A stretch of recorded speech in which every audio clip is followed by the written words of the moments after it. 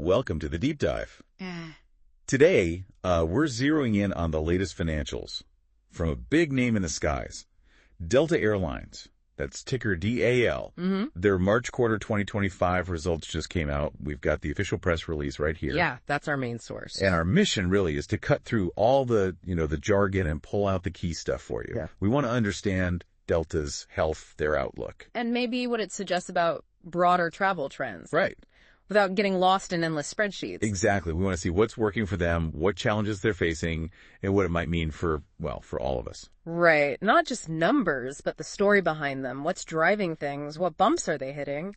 And yeah, how does this ripple out for flyers, investors, anyone curious? Okay, let's dive right in then. The headline seems pretty stable for Q1. They're talking solid revenue, strong cost control, profitability basically in line with last year. Looking at the top line, their GAAP operating revenue of $14.0 billion reported. Yeah. But then there's this non-GAAP number, $13.0 billion. Yeah. What's going on there? Right. Okay. So that $1 billion difference, it's basically down to their refinery. Delta owns one, unlike most other big U.S. carriers. Oh, okay. So the GAAP number includes revenue from selling fuel or other stuff from that refinery to, other companies. Gotcha. But if you want to look purely at the airline business selling seats, flying people, the non-GAAP figure strips out those external refinery sales, gives a cleaner picture of the core operation. Okay, that makes sense. So Delta's probably pointing to that $13 billion figure more often? Usually, yeah. When they talk airline performance, that's the number. It's like focusing on the main business versus a side operation they happen to own. Right, clarified. So, okay, focusing on that non-GAAP $13 billion, they're reporting $591 million in operating income, operating margin 4.6%. And the press release says this was, quote, flat to prior year and is expected to lead the industry. Sounds pretty confident. It does. Yeah. And you have to remember the context. Their CDO, Ed Bastian, actually mentioned the quarter unfolded differently than initially expected. Oh, interesting. So, yeah, the final numbers look stable, but it sounds like they had to, pivot or adapt to hit that mark. Keeping the margin flat despite unexpected stuff, that does show resilience. Let's really break down where that revenue is coming from. Total revenue up 3.3% year over year. That lines up with their revised guidance, they say. Right. But what jumped out at me was this phrase, diverse high-margin revenue streams. Almost 60% of total revenue, growing mid-single digits. What are these streams, and why should listeners care? Yeah, this is key to their whole strategy, really. These high-margin streams, they're mainly a few things. First, premium cabins. Think first-class Delta One. Okay. Revenue there grew 7% year over year. That's faster than the main cabin, so people are still willing to pay up for comfort. Second, that American Express partnership, it's a beast. They got a record $2 billion from Amex this quarter alone. $2 billion. Wow. Yeah, up 13% from last year. Shows how valuable that loyalty program and the co-branded cards are. It's huge. Definitely. And third, their international network is crucial. Ah, yes, international. They gave some specifics there, didn't they? They did. The Pacific was really strong revenue, up 16%. They flew a lot more capacity there, double digits. And crucially, the revenue per seat mile actually turned positive. That's significant. Yeah. Transatlantic also did well. Revenue up 5%, and unit revenue, the per seat mile figure, even better, up 8%. Okay. Latin America saw revenue up 5% too, though unit revenue dipped slightly negative there. So you see different dynamics across the globe. Great, yeah. And why care? Well, these trends directly influence where Delta puts its planes, right? More flights, fewer flights, could affect route availability and maybe even prices for your trips abroad. That's a really clear connection. Now, you mentioned challenges. There was that point about corporate travel growth slowing down in Feb and March. Even though things like banking and tech were strong, overall, corporate sales just up low single digits. That feels, maybe significant for the wider economy. It's definitely something to watch. Corporate travel is often seen as, a kind of barometer for business confidence. Right. The fact it slowed, even with strength in some sectors, could suggest companies are getting a bit more cautious overall with their travel budgets. So that could eventually trickle down to flight availability or maybe fares. Potentially, yeah. Especially on those business-heavy routes. Yeah. It's one piece of the puzzle for future fares, though obviously lots of things affect prices. Okay, let's switch gears to costs. They highlighted non-fuel unit cost growth, KSMX, right? Right. Came in at 2.6%, better than they expected. Yeah. And an improvement sequentially. Yep, SEC is FEX. That's a key one. In this environment, keeping cost growth down like that sounds pretty positive. Absolutely. It tells you how much it costs them to fly 1 seat, 1 mile, excluding fuel, which bounces around a lot. Keeping that growth to 2.6%, especially when they thought it might be higher, suggests they're, finding efficiencies, operations, supplier deals, labor management, that kind of thing. And fuel itself. Big expense, obviously. Their adjusted fuel expense was down 7% year over year. Price down 11% to $2.45 a gallon. Yeah, that's a nice tailwind.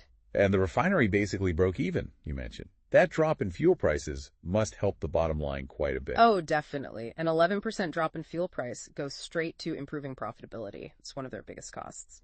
And yeah, the refinery not being a drag is good news too. But fuel's unpredictable, right? Always, that's the caveat. Global events can swing prices wildly. Okay, so to manage costs further, they mentioned cutting back planned capacity growth for the second half of the year, bringing it down to flat year on year. Mm-hmm. They literally said it's to protect margins and cash flow.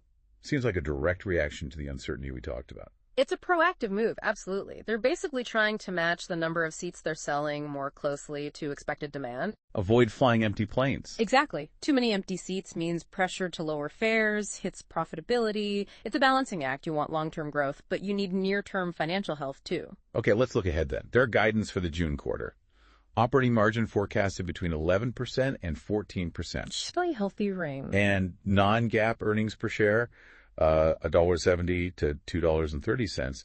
But the revenue outlook for Q2, down 2% to up 2% year over year. That feels a bit more cautious than Q1's result. It does reflect that domestic and main cabin softness they're anticipating. So maybe less demand in the standard economy seats within the U.S. But they still expect strength elsewhere. Yeah, they specifically called out continued strength in premium cabins, loyalty, international, those high margin areas we discussed. Oh, okay. So it reinforces that strategy. Those segments are meant to drive profits, even if overall growth is flatter. Now, what really caught my eye was that they didn't reaffirm their full year 2025 guidance. Right. Citing current uncertainty. They'll update later. That feels like a pretty strong signal of caution, doesn't it? It really does. Holding off on the full year forecast. That says they see unpredictability ahead. They want more clarity before committing, which, is probably proven right now. Makes sense. Okay, moving to the balance sheet. They paid down debt, right?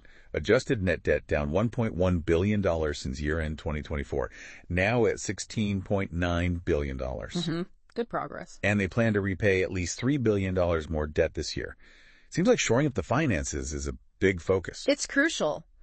Less debt means lower interest payments, more financial flexibility down the road, whether for investment or just weathering storms. And Moody's upgraded their credit rating. Yeah, highest in decades, apparently. That's external validation of their debt reduction efforts. Plus, they ended the quarter with $6.8 billion in liquidity. That's a solid cash cushion. Okay, shifting from pure financials.